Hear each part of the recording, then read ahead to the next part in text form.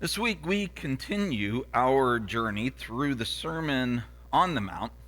And remember, as we're going through Matthew chapter 5 and ultimately into 6 and 7, I've suggested that the key to understanding the Sermon on the Mount is Matthew chapter 5 and verse 20. Unless your righteousness surpasses that of the scribes and the Pharisees, you can by no means enter into the kingdom of heaven.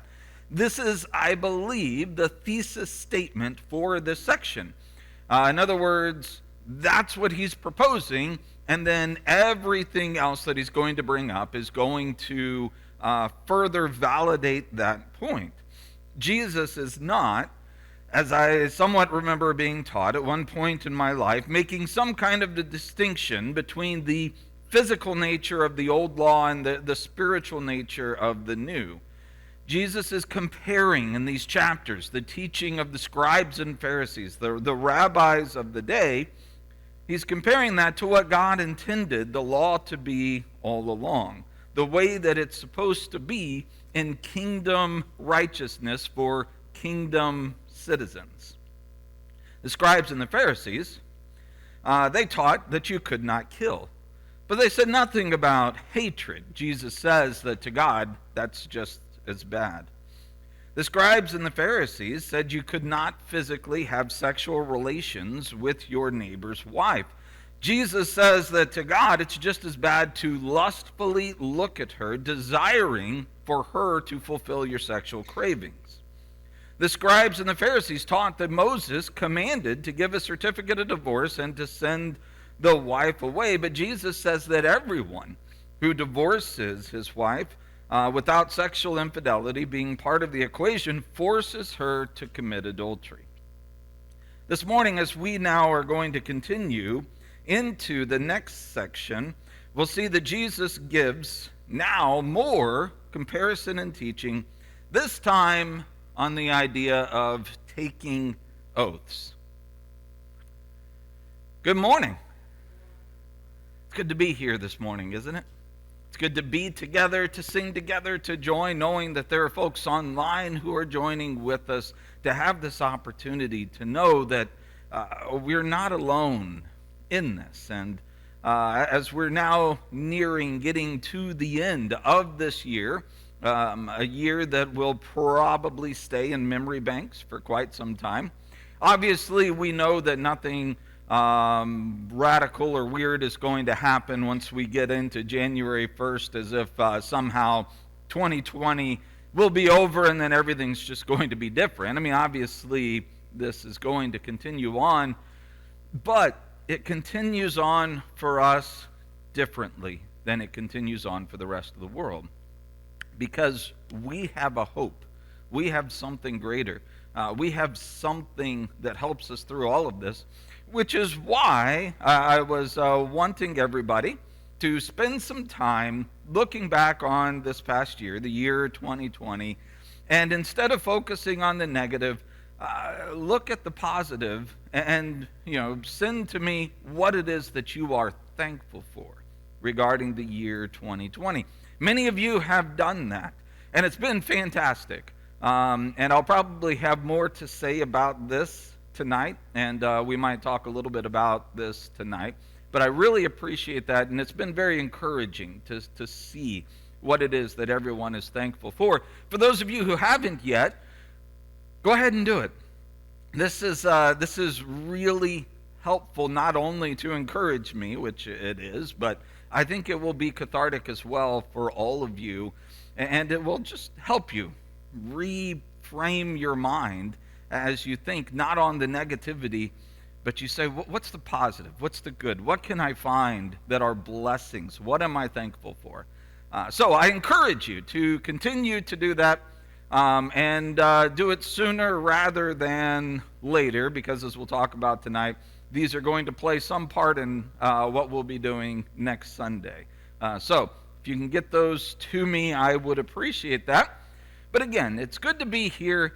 It's good to be a part of this with you, to join together in song, join together in prayer, join together in proclaiming the Lord's death. It's just good to be here. And as we continue looking at the Sermon on the Mount, I hope that we will continue to find some kind of encouragement in understanding and knowing what it means to be a citizen of the kingdom. Now, the next section, Matthew chapter 5, starting in verse 33, Jesus says, "Again, you have heard that it was said to those of old, 'You shall not swear falsely, but you shall perform to the Lord what you have sworn.' But I say to you, do not take an oath at all, either by heaven, for it's the throne of God, or by the earth, for it is his footstool, or by Jerusalem, for it is the city of the great king. Do not take an oath by your head, for you cannot make one hair white or black. Let what you say be simply yes or no. Anything more than this comes from evil." Now, as we look at what Jesus has to say here in this section, it seems pretty cut and dry. He gives just a blanket prohibitive, do not do this. And quite frankly, we could just look at it and say, well, he said, do not swear an oath at all. You all good with that? That's what Jesus said? So we can move on, right? Well, hopefully you've seen by now that kind of a mentality into looking at these various things can actually lead you to go down a path that perhaps Jesus wasn't intending. What we're going to find is that Matthew helps us understand what Jesus is meaning by this, perhaps a little bit better. Now, like usual, we need to go back and take a look at what it is that the scribes and Pharisees are quoting and talking about. Here he says from Leviticus chapter 19, verses 11 and 12, he says, "You shall not steal. You shall not deal falsely. You shall not lie to one another. You shall not swear by my name falsely, and so profane the name of your God. I am the Lord." And so you have here this thing, that what you have sworn to the Lord, you shall not swear by my name falsely. So if you have sworn to the Lord, then you have to uphold what it says. Now, here it almost sounds like he's dealing very specifically to the relationship that they have with one another. You shall not deal falsely or lie to one another. You know, it's in the realm of what the Israelites do with each other, how they treat each other. It sounds like it only applies to them.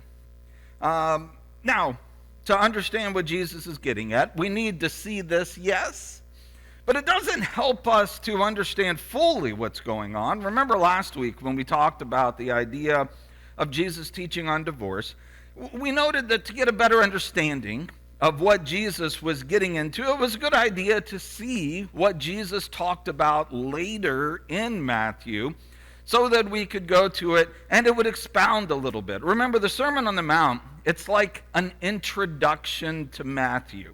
It's an introduction to Jesus' teachings. In other words, it gives more concise, succinct things that are stated that oftentimes are going to be fully extrapolated later in the book. And just like we found that was the case with divorce last week, I think it's the same thing here in this passage. Because Matthew talks about, actually I should say Matthew records Jesus talking about this later in Matthew chapter 23, starting in verse 16. Here Jesus says, "Woe to you, you blind guides, who say, if anyone swears by the temple, it is nothing. But if anyone swears by the gold of the temple, well, then he's bound to it. You blind fools, for which is greater, the gold or the temple that made the gold sacred? And you say, if anyone swears by the altar, it's nothing. But if anyone swears by the gift that's on the altar, then he is bound to his oath. You blind men, which is greater, the gift or the altar that makes the gift sacred? So whoever swears by the altar swears by it and everything that's on it. Whoever swears by the temple swears by it and by him who dwells in it. Whoever swears by heaven swears by the throne of God and him who sits upon it." Now, some of y'all, you might recognize Matthew chapter 23 as that chapter.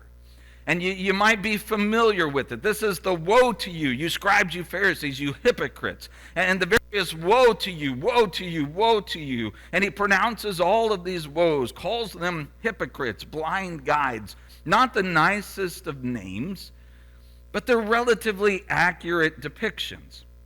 And remember, we're in the very last week here. This is right at the very end of Jesus' teaching. He's been working for about 3 years now, butting heads with them, trying to help them, trying to give them what they need to come around, but they're not going to because they're stiff-necked individuals, they're hypocrites, they're blind guides, all of these things. And so finally at the very end, he pronounces these woes upon them. Remember, this is where he says they love the respectful greetings. They love to be the ones who sit in the seat of judgment while telling others what to do, giving them burdens that are heavy that they're not willing to bear themselves. He describes them in Matthew 23, remember, as whitewashed tombs that look good on the outside, but inside they're full of death and they're full of decay. And in the midst of this, as an example to demonstrate just how awful they are, he chooses to talk about their views concerning oaths and vows. You see, Jesus is quoting the scribes and the Pharisees here. This is not Jesus talking about his own beliefs. He's saying here, here's what you say. If anyone swears by the temple, it's nothing. But if anyone swears by the gold of the temple, then he is bound by his oath. And just to make sure we're all on the same page, because somewhere along the line the word swear became synonymous with the word that we would use cussing or something like that, using profanity or profane language. That's not what's under discussion right here. He's not talking about people who use expletives or wordy-dirts or things such as that. What he's talking about right here are people who make a vow. They swear that they are telling the truth. They give an oath. Remember when you were a kid and with your friends and you had to swear to them you were telling the truth? Maybe you made a pinky promise with them. You know, you hold up the pinky, and when you did that, your friend trusted you. And they're like, I know that once you have locked pinkies with me, you will not back out on what it is that you've just said. Maybe some of y'all might have sworn on your mother's grave. I remember thinking that was very odd because my mother did not have a grave. But, you know, it's what we did as 7- and 8-year-olds, so that's what we might do.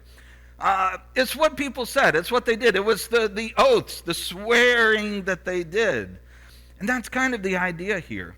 We might think of it in perhaps some of the following ways. When people get married, they make oaths. They make vows.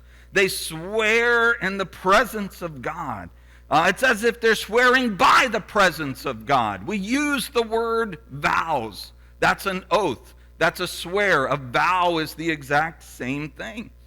Or perhaps when one is sworn in to an office or in a courtroom, they might be sworn in with their hand on a Bible, an indication that they swear by the Bible, their testimony is true. Maybe even the use of, say, a public notary. It's a way of swearing, using the witness of the authority of the notary. You swear that you stand behind whatever it is that you say you're going to do, and you do it publicly before this person who notarizes it and says, yes, they have sworn an oath to do this. We may not be kids anymore holding up pinkies, but we still swear, and oaths are still well and alive today in all kinds of aspects of our society. Now, let's take a look and see what it is, understanding exactly what swearing, what oaths, what vows are. Let's take a look and see what it is that the scribes and Pharisees are actually teaching. How are they treating this? They say if you swear by the temple, that's nothing. But if you swear by the gold of the temple, well, then you are obligated to fulfill whatever it is that you have sworn. And we also, he goes on to talk about the altar, the gift on the altar, all of that. We're just going to stick with looking at the temple and the gold of the temple for the purposes of illustration, but really it goes throughout. See, Jesus is referencing here a system that they had in place concerning their oaths. It was kind of like a secret code of sorts by which they could make oaths that they never intended to fulfill. And they could do so lawfully. And this was really in place to cheat the Gentiles, to cheat those Romans, maybe even the tax collectors, to cheat those dirty people who have no right being here and doing business with us anyway. You see, an exchange in the marketplace could perhaps go something like this. A Jewish merchant sees a Gentile approaching, and so he slips out his special Gentile scales. And these scales are not quite the same as the scales that he uses for his brethren. And the Gentile might come up to him and say, I'd like to buy a big screen television from you. And the Jew would say, well, if you want to buy this big screen TV, that's going to cost you 4 pounds of silver. And the Gentile, he says, well, I happen to have 4 pounds of silver right here. I measured it out, ready to go. He hands it over, and the Jew places it on his special Gentile scales, and it comes up about 8 ounces short. And he says, I'm sorry, sir, you don't have enough. I need another 8 ounces. And the Gentile says, no, I'm pretty sure there's exactly 4 pounds. I measured this out before coming. I knew how much this was going to cost. Are your scales correct? And then the merchant, all offended, would say, sir, I assure you, these are perfectly calibrated scales. I swear by the temple that they're calibrated. And a Gentile would say, well, the temple, that's the most holy thing to you. There's no way that you would swear by the temple if you were lying. All right. Pulls out another 8 ounces and hands it over. Of course, the scales were off. The merchant was cheating the Gentile, and it was perfectly okay for him to do so. Remember, the law, as the scribes and the Pharisees looked at it, as they understood it, it said you were to be honest to one another. Didn't say anything about how you treat those Gentiles out there, right? You are to swear true when you are dealing with one another, but that Gentile, you had no obligation to be fair to him. So as long as he swears by the temple and not the gold of the temple, he can lie all that he wants to. It's kind of like, swearing by the temple. It's kind of like, remember when you were a kid and you might say, yeah, I'm telling you the truth, but you have your fingers crossed behind your back. If you had your fingers crossed, well, then you weren't obligated to fulfill what it was you were saying, right? It's kind of that idea. That's what swearing by the temple was. It was basically swearing an oath with your fingers crossed, and you didn't have to fulfill it. Now, if a fellow Jew had come along, and if he'd wanted to buy this TV, the scales were off, and the merchant said, hey, you need to give me some more. And if his fellow brother said, are you sure about this? And if he said, I swear by the temple, that fellow Jew would say, come on, who do you think I am, a Gentile? I know the system, buddy. I know how it works. I don't want you to swear by the temple. I want you to swear by the gold of the temple. Because if you swear by the gold, then I know that you're telling the truth. And if he did that, then he would produce the right scales. He would be obligated to follow through if he swore by the gold of the temple. Or that way, they said there are certain vows that are to the Lord, and so the gold of the temple would be considered to the Lord. A vow made to the temple itself would not be one that they considered to the Lord. It was a system that they'd created, and in their mind it was fair. I mean, they had no obligation to the Gentiles, right? They had no reason to treat them the same way that they treated their brethren. I mean, come on. Where in the law does it say that they have to treat Gentiles the same way that they treat one another? Oh, wait, maybe it is there. I don't know. In Exodus chapter 22, you shall not wrong a sojourner or oppress him, because you were also sojourners in the lands of Egypt. Maybe if you look at Exodus 23, verse 9, you shall not oppress a sojourner. You know the heart of a sojourner, for you were sojourners in the land of Egypt. You know, the word sojourner, it's the word for alien, stranger, non-Israelite. It's talking very much about Gentiles. So yeah, it's in the law. But they just twisted their definitions around so much that they made it a system. They created a system by which it's okay to cheat those Gentiles. But to God, it wasn't right. I mean, we understand that, right? It wasn't right. Jesus points out that their arbitrary system that they had created was just pretty much ridiculous. First off, practically, because if you think about it, what's more important, the temple or the gold in the temple? What's more important, the altar or the sacrifice that you place on top of it? I mean, Jesus says your whole system from the very base, it doesn't make any sense anyway. But going back to Matthew chapter 5, we see the real issue at hand. You know, we've already seen how it is that they interpreted this, that you had to fulfill the vows that you had made in very specific ways.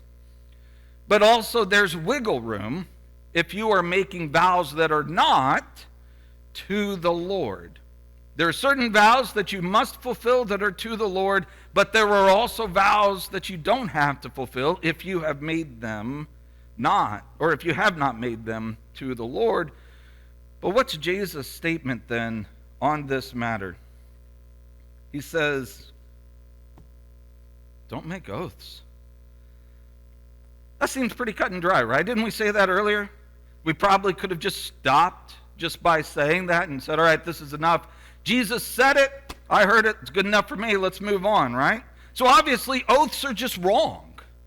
Making an oath, swearing by something, whatever the case, that just simply goes against God's commands, and it's obviously sinful, right? I used to hold that view, actually. And it's hard not to, because Jesus seems so very clear. And I actually wondered if I was ever called into a court to give testimony or whatever, if they asked me to swear to tell the truth, the whole truth, nothing but the truth, how would I react? Because conscientiously I couldn't swear. However, I've come to realize there is one fundamental flaw in taking Jesus' statement prohibiting all oaths and swearing. Again, not bad language, but swearing, making an oath. There's a fundamental flaw in saying that that is sinful and wrong, and you find that in Genesis chapter 22. Here it says, an angel of the Lord called to Abraham a second time from heaven. He said, by myself I have sworn, declares the Lord, because you have done this, and you have not withheld your son, your only son, I will surely bless you. I will surely multiply your offspring as the stars of heaven, as the sand on the seashore. Your offspring shall possess the gate of his enemies, and in your offspring shall all the nations of the earth be blessed, because you have obeyed my voice. You all recognize this as the binding of Isaac, right? This is at the end. After he found the ram, they offered the ram, all of that good stuff. And God speaks. And what is it that God very specifically says to Abraham? I have sworn. I make an oath. I make a vow on the one thing, the only thing that you can really make a vow on. I swear by myself. I swear on myself this thing. God himself makes an oath. God himself swears. Now, here's a pretty good rule of thumb when you're trying to figure out what rules to live by. If God has done something and you consider that something sinful, then you might be mistaken on how you view that thing. Because God is not going to do something that is simply sinful. Here, God has sworn. And by the way, it's not just here. There are other places. The Hebrew writer spends time talking about this very fundamental fact that God has sworn. How does Jesus prohibit something that God has done? Well, maybe, like with divorce that we talked about, maybe it's not that Jesus is specifically prohibiting something as much as he's saying that the ideal that you find in the kingdom is that nobody would make vows at all. Remember when we talked about divorce, God did not want divorce. God did not desire divorce. In kingdom righteousness, the way that it's supposed to be, divorce would never happen. But it's also a reality that this is a fallen world. And so there are laws that are put into place which will at least put stipulations on the divorce in order to protect the woman. But from the beginning, what God created was a system where man and woman joined together. God joined them together, and man would never separate that. Well, I think what we're seeing here is the same type of situation. Oaths were not meant to be a part of the situation here. They weren't supposed to be something that would be necessary because people were not supposed to lie. But the reality is this: lying happens. People are not necessarily trustworthy. And especially when it comes to strangers, there is no way to know the difference. You know, I remember my grandfather, and probably some of y'all might lament the exact same situation. He used to lament the fact that a handshake just wasn't enough anymore. He said there was a point in time when two men could just give a handshake over something and the agreement was done. That was that, but it just doesn't work like that. Got to the point where now you start needing signatures in order to confirm a deal or an agreement. But now even that's not good enough. Now you need notarized signatures. People out there who are there for one purpose: to witness that you are telling the truth when you sign something, that you said what you said. You know, if I ever take the witness stand and I am there before the judge and jury, they have no plausible way of knowing that I am an honest person and that I won't just lie. I mean, that's the reality. It's a room full of strangers.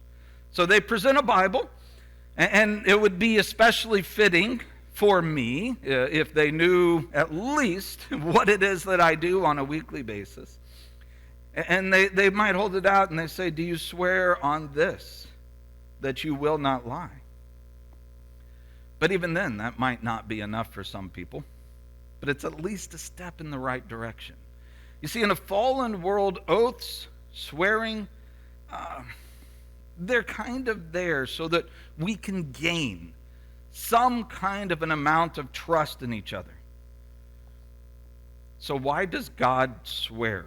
Why do we see this in Genesis chapter 22 or other places where God swears? Folks, it's part of his condescension.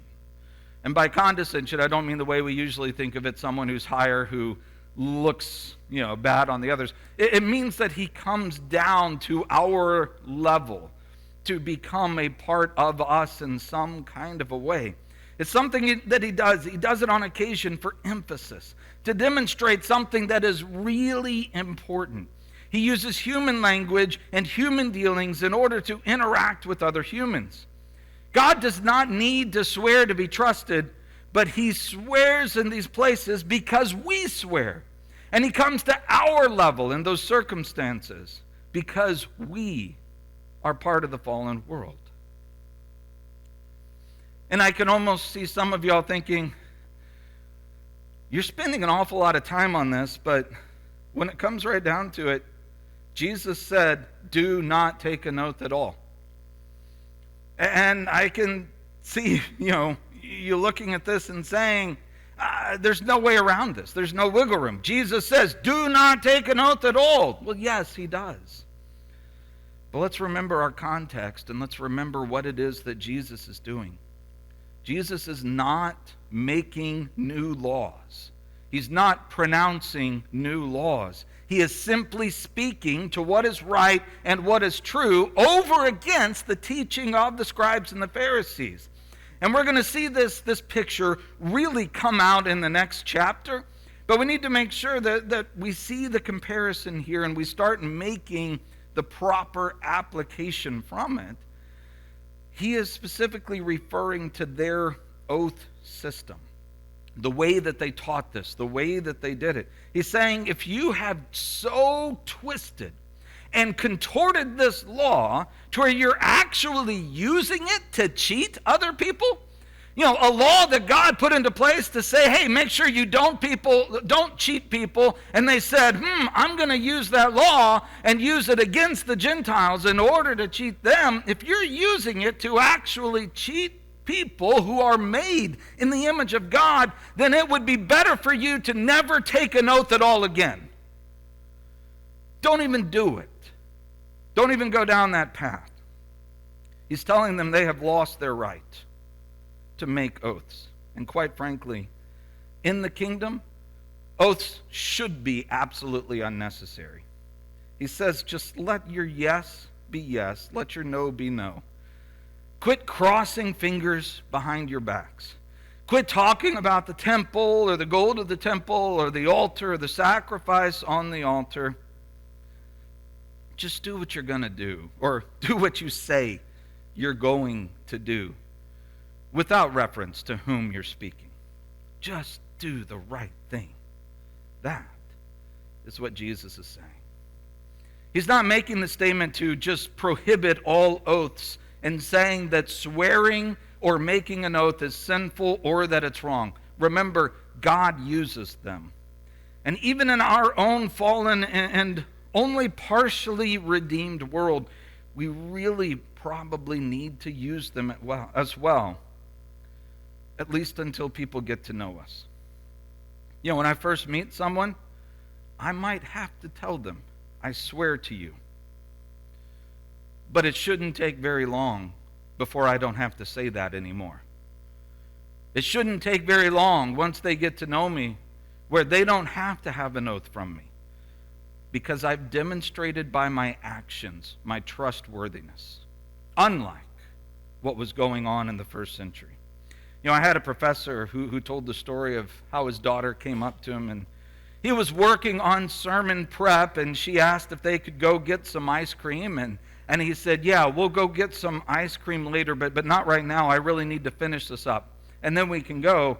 And then she said to him, do you promise? And that broke his heart.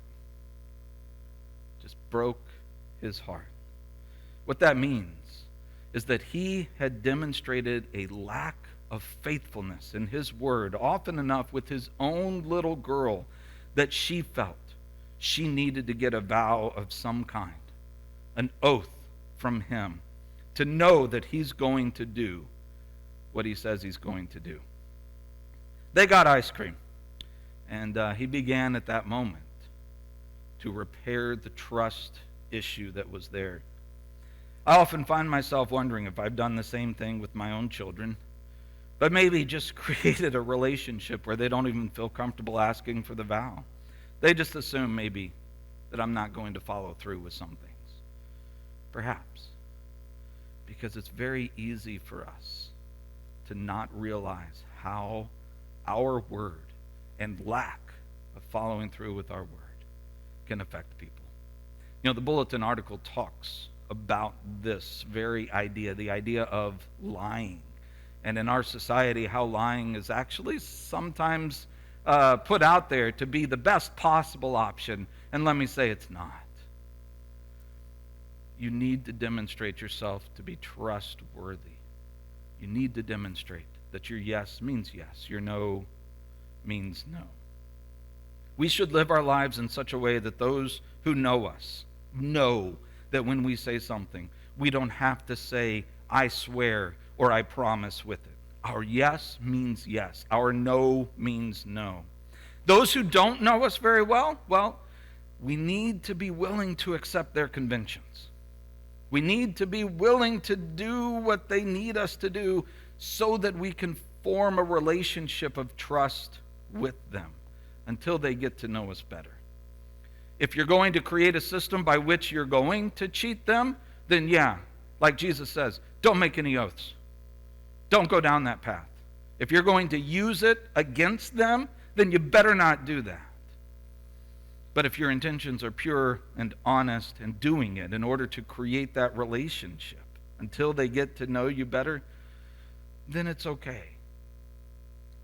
And the only way to do that is that whatever you say that you will do, whether you swear or do not swear is irrelevant, whatever you say you will do, you do. Every single time.